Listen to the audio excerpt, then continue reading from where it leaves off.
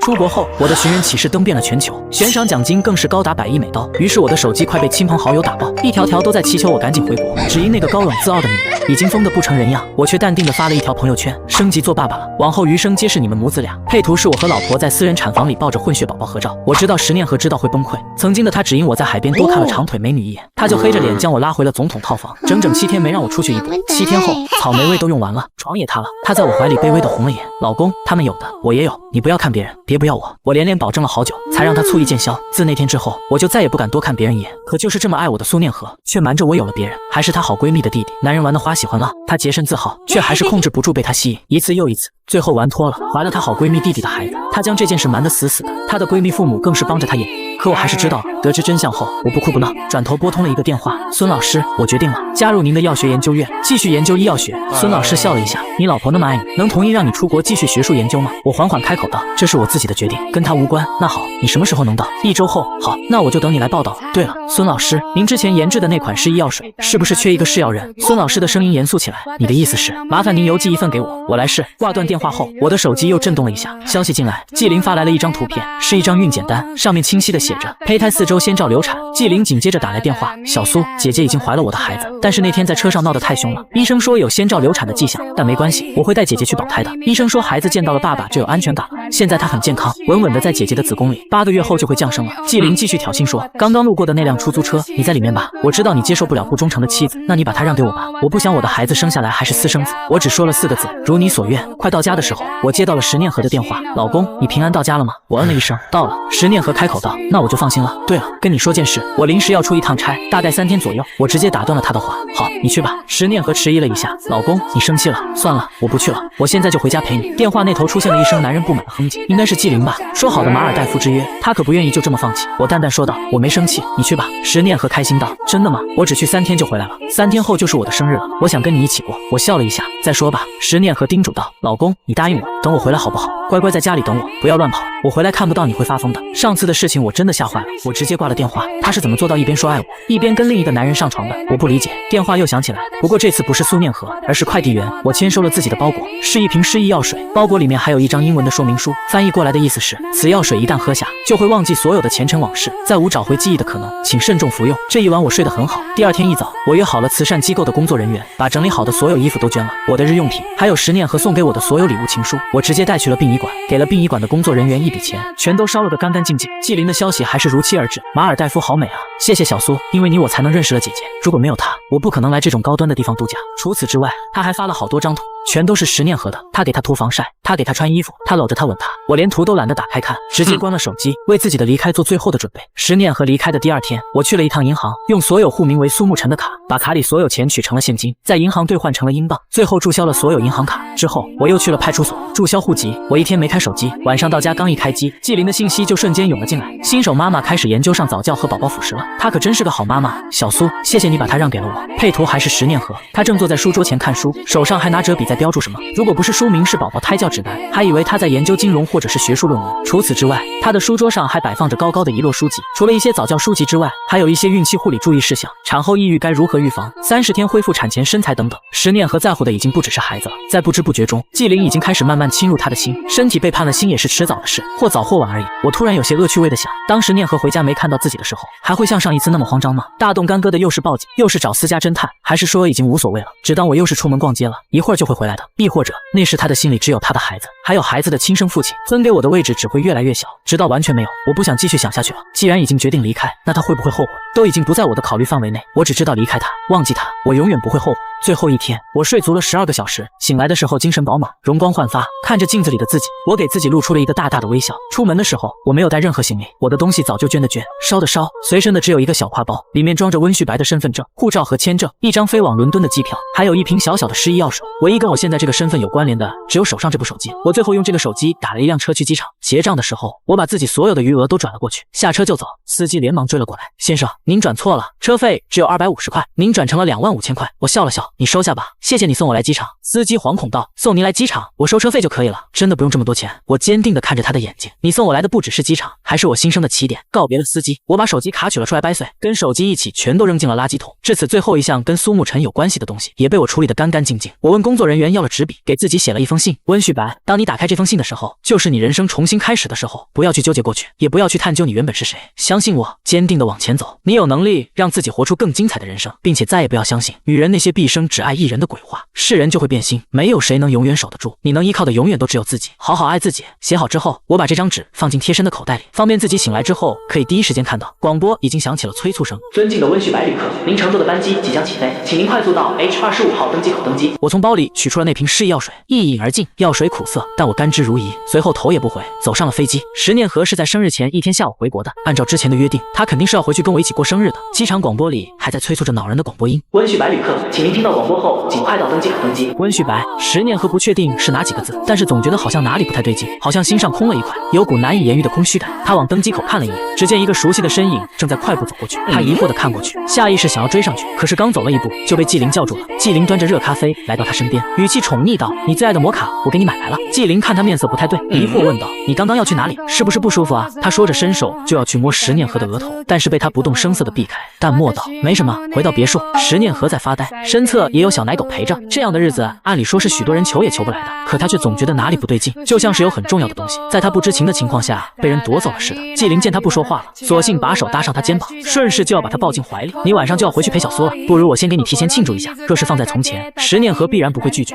可他今天实在是无心受用，不耐烦说道：我要回家一趟。纪灵不乐意了，他拉住他的衣角道：你今晚不就回去了，还差这一时吗？再说了，你明天不是就要去跟他过生日了？今天我才不要把你让给别的男人呢。他对我的称呼碰到了石念和的雷区，石念和脸色一黑，目光是前所未有的严肃，看得他心里发毛，连忙放缓了态度，试图撒娇，就被石念和厉声打断道：纪灵，我早就警告过你了，你要搞清楚自己的身份，小苏才是我的挚爱，任何人都无法取代他在我心中的位置。话音刚落，他毫不留恋地转身出了别墅客厅，留下纪灵独自一人站在原处发怔。石念和用最快的速度赶回家中，可等他走进客厅，却只看到忙碌的佣人。他蹙着眉头问了句：小苏呢？他去哪了？佣人们脸上写满了茫然不知，他心中火气更盛了，又问了句：你们平日里都是怎么干活的？连苏先生在做什么都不知道吗？客厅的陈设还跟从前一样，处处妥帖。可石念和环顾四周，始终寻不见我的身影，随便指了个佣人问：你说苏先生做什么去了？佣人今天压根就没见到过我，只好猜测道：苏先生可能是在卧室里休息吧。闻言，他快步上楼，直奔卧室。在走进房间的瞬间，满心的期待瞬间化作泡影。卧室里空空如也，哪里有我的身影？心底涌起一阵失落。我们结婚之后，我的生活基本上是在围着他转，就连许多从前要好的朋友也渐渐不联络了。他的视线在室内转了一圈，直到瞧见放置在床头的一封信才顿住。信封上的字迹就是出自我之手。石念和很疑惑，他们都在一起这么多年了，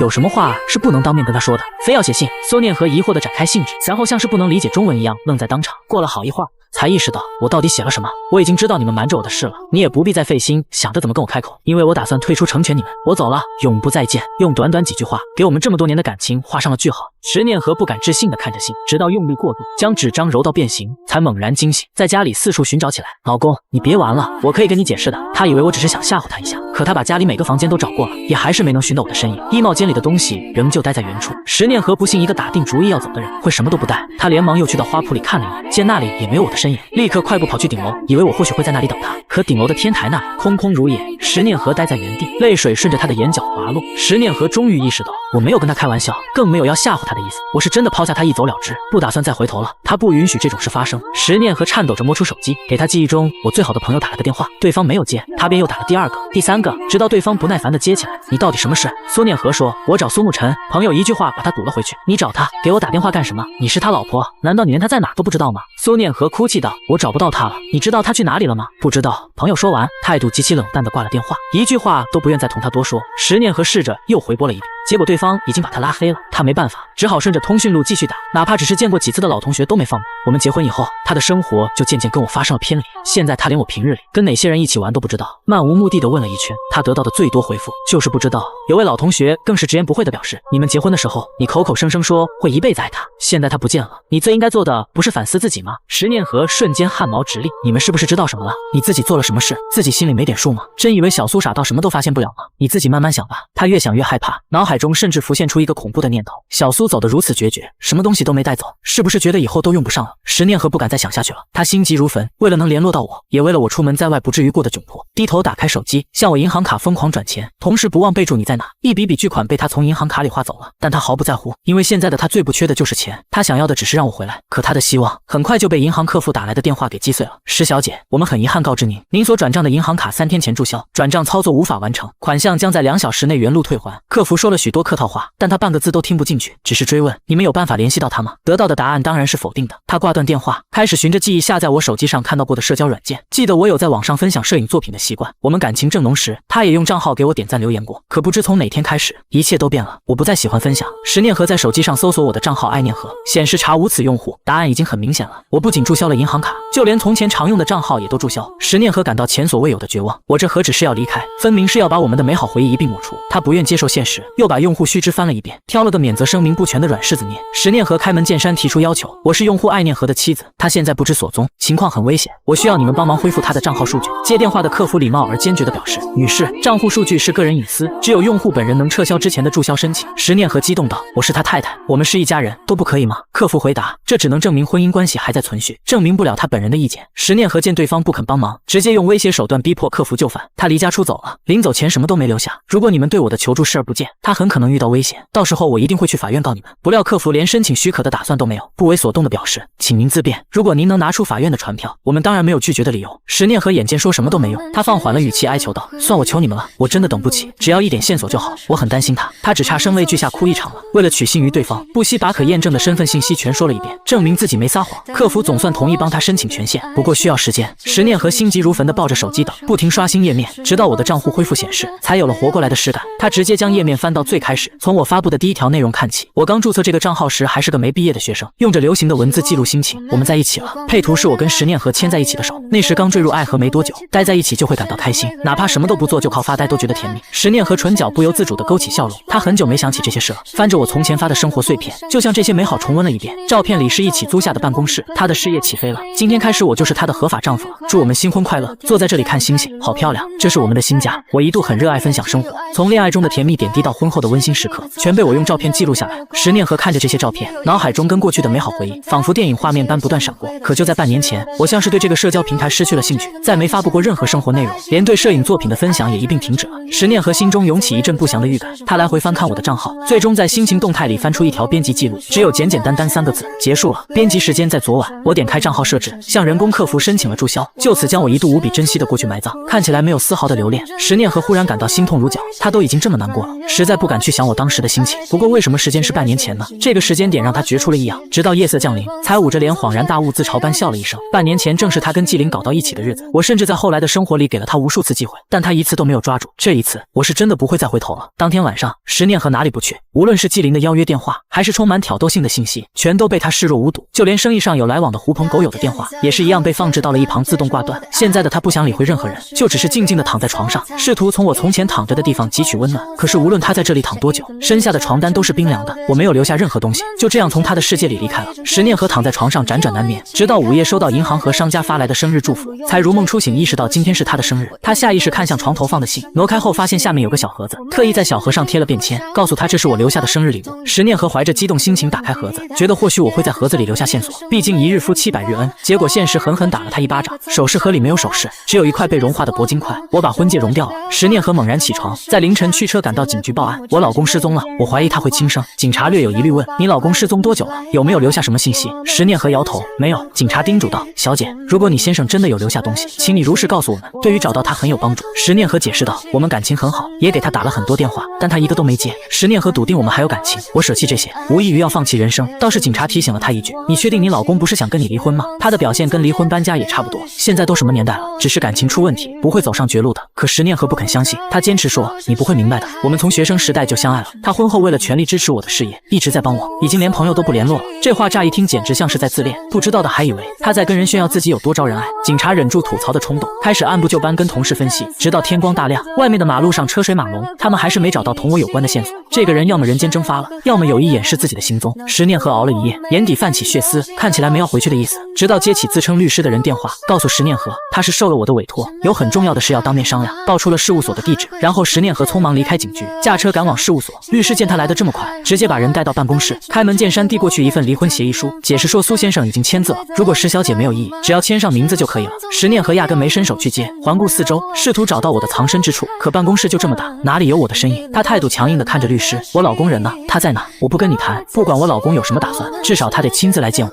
不然这么多年的感情算什么？让他出来见我。石小姐，我必须得提醒你一句，苏先生已经把与你离婚有关的事情全部托付给我了。所谓的面谈当然也是跟我谈，而且在你们的婚姻当中，你是过错方。不过苏先生并不是很在意这些，他看在你们从前感情的份上，愿意跟你一别两宽。你们的婚内财产按照分割比例，他的那部分已经委托我们律师事务所，全部捐给慈善组织，并且他希望你不要再去找他。石念和难以置信，他就没有别的话要跟我说吗？律师回忆了片刻，尴尬说：“没有啊。”石念和冷笑一声，将离婚协议书接了过去，但他一页都没有打开看，而是直接撕得粉碎扔到了地上。我有话跟他说，他要多少钱我都可以给他，他要捐希望小学还是资助贫困生，我都可以，但我绝不同意离婚。律师冷笑一声，转身去外面重拿一份离婚协议书。石小姐，苏先生说的果然没错。石念和疑惑地问：“他说什么了？”他说：“你肯定不会痛快同意离婚，第一份协议书一定会被撕掉。他嘱咐我要多打印几份，如果要泄愤撕多少就撕多少，我随时可以用打印机印新的。”石念和像是被抽走了所有力气，不肯再接协议书，后退半步，哭泣道：“我要见他，只要告诉我他的下落，我一定会付给你可观的报酬，1000万怎么样？”他见律师笑而不语，以为对方嫌钱少，马上又急切补充说：“5000万总该够了吧？足够让你离开这里，再开一家属于自己的律师事务所。”律师静静地等待石念和开完条件，递了张名片过去。石小姐，我真的不知道苏先生在哪，他不会把这么重要的事告诉我，而且事务所本来就是我的，原来他就是这家事务所的合伙人之一，还是业内知名的大律师，最擅长离婚官司。我特意找到他，就证明心意已决。石念和捏着名片，顿感无力地问他：“就这么想离开我吗？”不过没关系，不管你打印多少份协议，我都不会签，除非他来我面前亲口告诉我要离婚，见面3分情。他不信我对他没有半点留恋，只要见面，他就可以再次求得我的原谅。他们那么多年感情，他不信我能轻易放手。律师一眼看穿了他的想法：“石小姐，你这又是何必呢？”随后平静地向他谱了一遍，根据婚姻法规定，只要夫妻双方分居超过2年，感情已经破裂，就可以走法院程序判决离婚。你现在再怎么不同意，对苏先生来说也只是多等2年，结果还是不会变。到了那一步，场面就没现在好看了，说不定双方会反目成仇，连最后一丝体面也保不住。石念和心神一晃，态度不变：“没关系，只要我在这2年内找到他就可以，你不必多说这些废话。”谈判陷入僵局，律师本来也没指望事情进展顺利，他无所谓的两手一摊，平淡道：“现在我要开始工作了，等你想好了，随时可以再来找我。”石念和不信他真的会跟我毫无联络，索性也在这里跟他耗上了。石念和在这里熬了没多久，警方打电话过来询问他的去向，他担心承认事实的话，对方会不再帮他找我的去向，故意含糊不清说：“我有点工作上的事需要处理。”警察话音中透着不满地说：“好吧，那你现在方便过来吗？我们根据苏先生的通讯信号定位到了他手机的具体所在，需要你过来辨认一下。”石念和激动道：“我马上就去。”他以为自己马上就能看到我，但用最快的速度赶到地方，才发现然是一片荒地，打眼看过去，空旷的根本没有藏人的地方。一瞬间，石念和脑海里浮现出了从前看过的社会新闻画面，几乎站立不住。幸好警察及时走过来说：“石小姐，很抱歉，我们只在附近找到这部手机，应当是被人丢弃在这里的。不过附近没发现其他线索，就连手机也关机了。你看看是不是你老公的手机？”进展再次断在了这里。对现在的石念来说，没有消息就是最好的消息。他不到1天就经历了大起大落，已然处在崩溃边缘。直到警察无奈又问了一遍，他才勉强缓过来，艰涩地辨认道：“这是他的手机。”屏幕亮起时，他激动得险些哭出来。我虽然丢弃了手机，但兴许我以为他不会被人捡到，所以没有格式化。石念和记得我没有设置密码的习惯，开机后很顺利看到显示内容，最先映入眼帘的是通话记录的来电提醒，几乎全是他打的，只夹杂着1、2通来自银行和客户的电话。相比这些，更让石念和在意的是，我讯息栏里的未读消息。社交软件的账号很好注销，但想把电话号码注销就没那么容易了，因此我选择了更简单有效的方式，将电话卡跟手机一起丢弃。不过也正因为这个决定，让石念和有了得知真相的机会。石念和看着醒目的未读消息提示，心底忽然涌起一阵不祥的预感。他深呼吸一口，总算鼓起勇气点开了那些消息。他不敢置信地睁大了眼睛，发这些消息给我的是纪灵，他明明早就警告过他，永远不许让我知道他的存在，否则他绝对不会放过他。可他万万没想到，纪灵竟然一直都在阳奉阴违。他在讯息里的措辞和表现，同在他面前完全是判若两人。最近的一条讯息是纪灵昨天发的，时间就在他离开办公室没几分钟之后。小苏哥，姐姐还是选择回去陪你了，谁让我不差这一天呢？虽然他不太想去，但他还是愿意听我的话，不用谢我。石念和目眦欲裂地继续往下看，越看越觉得心口堵得慌。纪灵在石念和面前一直都表现得单纯听话，就算有点小任性，也全都是因为爱他。没有哪个女人能招架得住这样的小奶狗。可他万万没想到，他会一边说对他爱得不得了，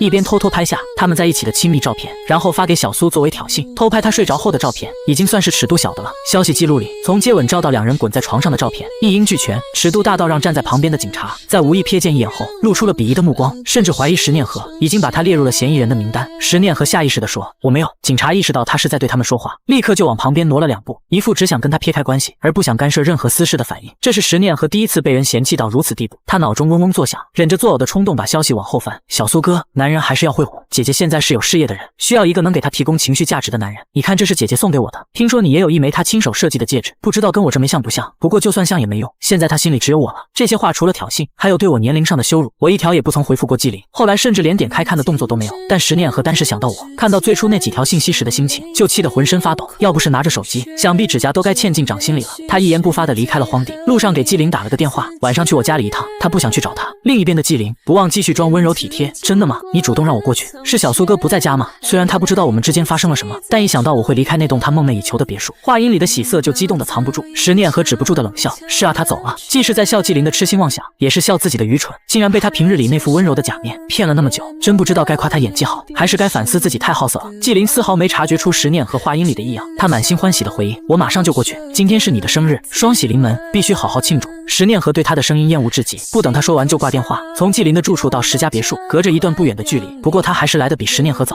想必在心底盼这一天已经盼了很久。当十念和推门而入时，看到他的第一眼就让他感到怒火中烧。纪灵站在一边上对着佣人发号施令，我刚刚说把墙上挂的相框全摘下来，你们没听到吗？只收桌上的有什么用？挂在墙上的相框里都是我的摄影作品，是我跟十念和一起布置房间时选的，至于摆在桌上的则是我们的合照，曾经恩爱不已的两个人最终走到了末路，就连相爱过的证明也在别人眼里变得碍眼。他冷冷抬眸看了过去，但纪灵浑然不觉，还在趾高气扬的耍男主人的威风，干活都利索一点，我可不是好欺负的，要是你们敢偷懒，我就让姐姐把你们都开除。有佣人不服气的抗议，可是石小姐没交代过这些，她跟苏先生还没离婚。纪灵嗓音尖锐的嘲笑道，苏先生早就没人要了，从今天开始只有我才是这个家的男主人，你有空说闲话，不如赶快把那块破地毯换掉。他口中的破地毯正是十念和某一年送给我的礼物，他再也无法站在旁边看着自己的家被祸害，上前一步道，都给我住手，把挪了的东西放回去，然后滚出去。话音不高，可是掷地有声，足以让忙碌中的佣人们听清楚他的吩咐。佣人们都知道他才是给自己发工资的人，马上把纪灵吩咐抛到脑后，再用最快的速度将客厅里复原后走人。偌大的房间里就剩下他和纪灵面面相觑。纪灵能走到这一步，别的本事或许没有，但察言观色的能力还是有的。他连忙走过来，来到十念和面前安慰道，姐姐，我知道你现在心情一定不好，但小苏哥是自己要走的。十念和冷睨了他一眼，谁许你提他的名字了？纪灵瑟缩一瞬，试图装可怜，好，你不想听我就不提了，但今天是你的生日，我只是希望他……话还没说完，十念和毫无征兆的给了他一巴掌。十念和的脸色肉眼可见难看，虽然向来对自己不算太在意，但用这样糟糕的态度对他还是头一次。纪灵心里咯噔一声，知道这次恐怕出大问题了，可到底是哪里出了问题呢？他一直向来这样表现，难道是因为他动了客厅里的摆设？如果是小苏主动跟十念和提的离婚，以他的性子会愤懑不爽也正常。纪灵顺势抱住了十念和，语气乖巧地说，石总，我错了还不行吗？我只想帮你打理房间。他一边抱着他，一边伸手在他腰间来回隔着衣服拉撒，试图用勾引的方式让十念和沉沦。这招以前一直是百试百灵，可十念和今天没那心情。面对纪灵，他毫不留情地给了他一拳，神情厌恶，像在对待脏东西。纪灵脸上挂不住问，你今天到底怎么了？我好心好意来陪你过生日，而且是你叫我来的。纪灵暗暗在心里骂了一句，叫他来又变着法子拒绝，这不是有病吗？下一秒他听到十念和咬牙切齿地骂出声，你这个不知羞耻的渣男。纪灵瞬间红了框，我不知羞耻，我走还不行吗？他说着就要离开，十念和一把拉了他回来，等把事情说清楚了，你再走也不迟。纪灵总算察觉到了危险，他战战兢兢地说起了软话，是不是小苏哥临走前跟你说什么了？我都可以解释。纪灵心里慌得很，这次真是失策了，自视清高无趣的男人应该一声不吭，留下一封离婚协议书就走，真不知道小苏吃错了什么药，竟然还告了他一状，但面上半点维持着可怜的模样。想要过去，他对上了十念和冰冷的目光，眸底像是浮起一层冰碴，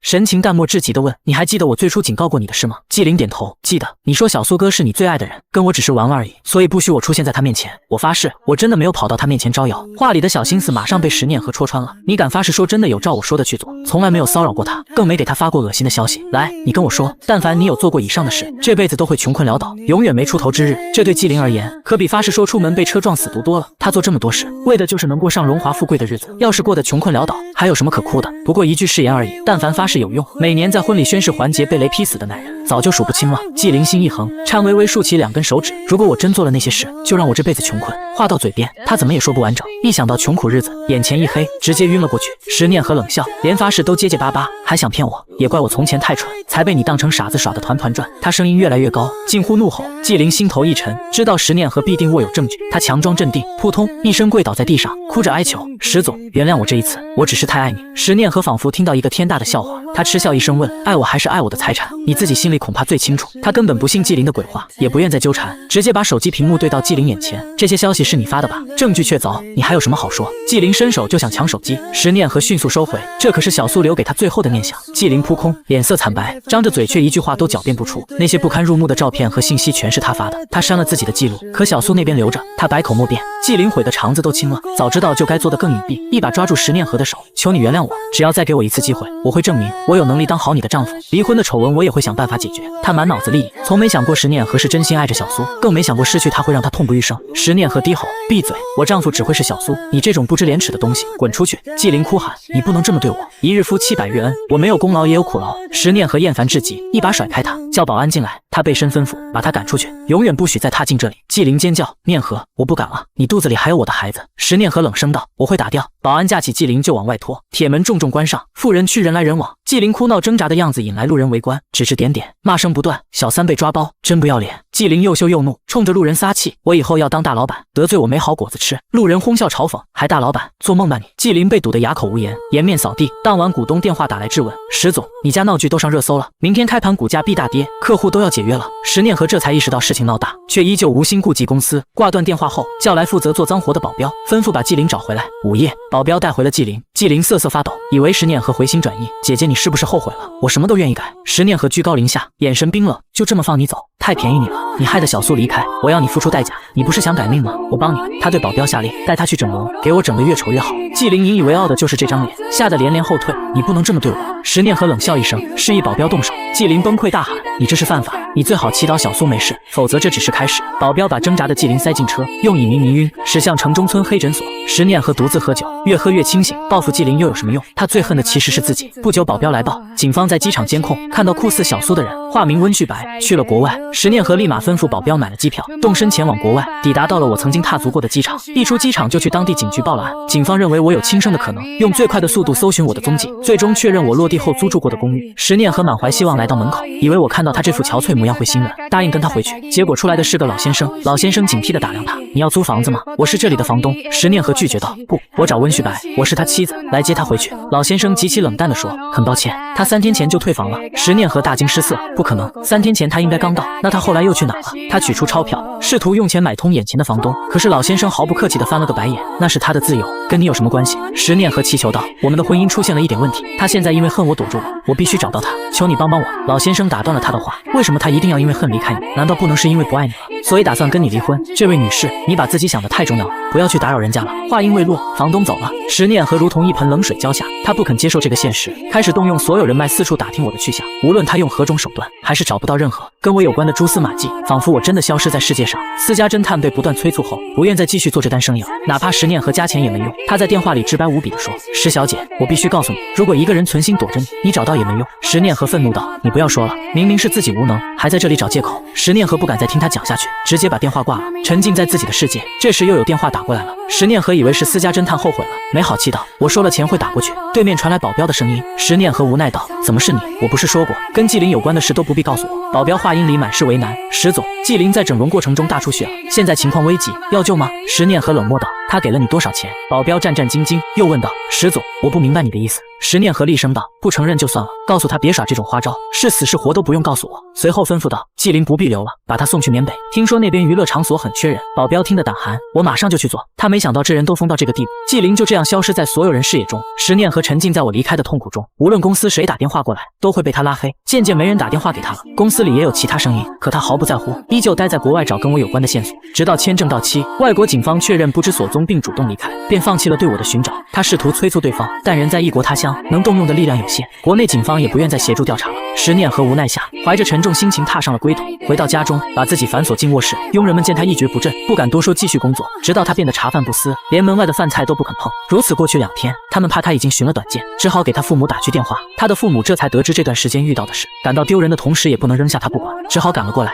看到石念和站着手势和钱，不停地说着什么，对周遭的一切都无动于衷。石母小心翼翼地问，乖女儿，你怎么了？石念和充耳不闻，还在低着头说话。他父母和其他人感到恐怖，直到石父大着胆子走过去，只听到他不停在重复同一句话，小苏我错了，你回来好不好？石父直接给了他一巴掌，怒道，你现在这样又有什么用？放着好日子不过，在外面折腾有的没的。石念和麻木地看向他们，爸妈，你们来了，知道小苏在哪吗？石母看着他眼底的血丝，忍不住哭了出来，你这又是何必呢？放下执念吧。石夫恨铁不成钢，不能眼睁睁看着女儿沉沦，也放缓态度，劝了句：“你别折磨自己了，有空做这些，不如去看看你的公司。听说公司股价不断下跌，还因为你的丑闻丢了好几个大单子，开始走下坡路。”石念和一句也听不进去，他嗓音嘶哑道：“谁说这些东西没用？只要我反省够诚恳，小苏一定会原谅我。”石母看他像是精神上出了问题，当场哭出了声：“你以后可怎么办？孩子他爸，快想个办法！”石府一把扯住石念和：“你给我清醒一点！”他本想把石念和拽出去，不料石念和水米不进好几天了，力气却是不小。石念和发疯一样手舞足蹈，争执间手露出新旧斑驳的伤痕，全是他自己拿刀子划的。石母看了一眼就哭得更大声了，他该不会是真的疯了吧？要不我们想想办法，劝小苏回来见他一面吧。石父既痛心又无奈道：“是他对不起小苏在先，人家怎么可能还会回来？”一番深思熟虑过后，石父替他报名参加了一档学员节目。他得知可能通过这种方式找到我，把拉黑号码从黑名单放出来，破天荒给助理打电话。助理激动不已：“石总，您可算缓过来了。最近石念和打断道，工作上的事不必跟我说，我要上一档电视节目，让公关部配合宣传，再追加一笔投资，让节目尽快播出。我要向小苏道歉，让他再给我一次机会。”石念和说了很多话，助理都没听进去，难以置信地问：“您有没有考虑过其他人的处境？公司的名声会差到谷底，大家的工作怎么办？”石念和说：“那跟我有什么关系？他在意的只有自己的事。”助理的心瞬间冷透了。石总，您还有别的安排吗？石念和补充道：“节目播出后，把我的道歉视频投到官网上，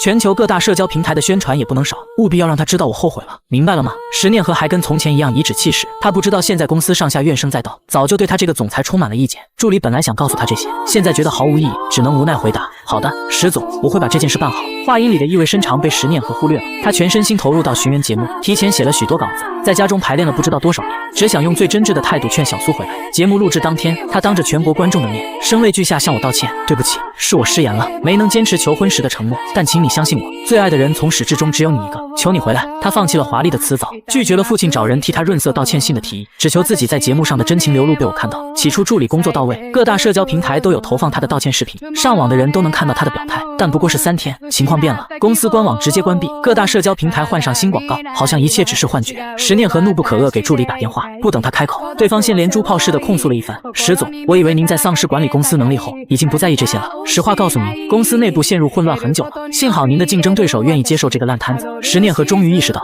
他即将失去一切社会地位和人脉。那我的股份呢？助理冷漠道：“公司是破产清算后被售卖的，您的股票大概是废纸。”电话就此挂断。石念和恍惚了一阵，没有彻底绝望，还有一大笔积蓄，足以支持他继续寻找我。他的手机始终保持开机状态，为了不错过跟我有关的消息。可这笔钱很快就见了底。石念和没有等到我，反而接了数不清骗子打来的电话。他们每个人都坚称自己见过我，但必须先给钱才把消息告诉他。对此他来者不拒，无论对方开价多少都敢答应。钱款源源不断从他账户流出，直到他收到余额不足的提示，之后就连骗子也不再理会他。他麻木地躺在床上，1个月过去了，终于支撑不住晕倒了，被佣人送进了医院。石父石母为女儿操心到麻木，他败光了家产，能照顾他的人就剩下他们。医生给石念和做过检查之后，面色凝重开口：“你们还是做好心理准备吧，病人精神压力过重，受了太多刺激，现在身心状况极度危险，持续恶化下去，可能导致他产生自杀念头。”石念和的父母如遭雷击，但别无选择，为了挽救这个独生女，不得不将仅剩的房产变卖，把她送进了疗养院。曾经风光无限的石总变得一无所有，不过他不在意这些，进了疗养院，只知道在纸上写一句：“小苏，我错了。”时光荏苒